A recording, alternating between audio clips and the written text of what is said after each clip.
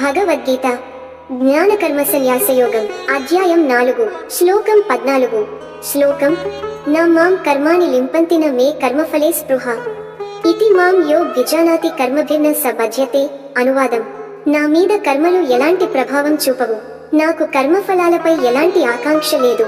ఈ సత్యాన్ని గ్రహించిన వాడు కూడా కర్మల బంధనానికి లోబడడు. వివరణ: ఈ శ్లోకంలో కృష్ణుడు ఒక మహత్తరమైన సూత్రాన్ని చెబుతున్నాడు. ఆయన ఎన్నో కార్యాలు చేసినా వాటి ఫలాలపై ఆసక్తి లేకపోవడం వల్ల ఆయన కర్మలకు బంధింపబడడు. మనుషులు కూడా ఇదే విధంగా కర్తవ్యాన్ని నిర్వర్తించాలి.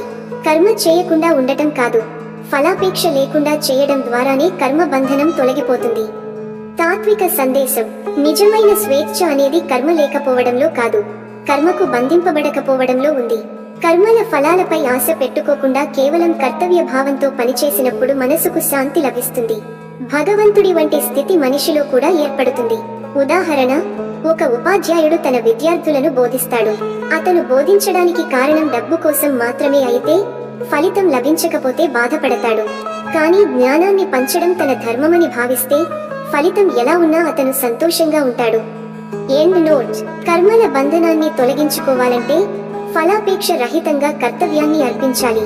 అప్పుడు జీవితం స్వేచ్ఛగా దైవంతో ఏకమై ఉంటుంది.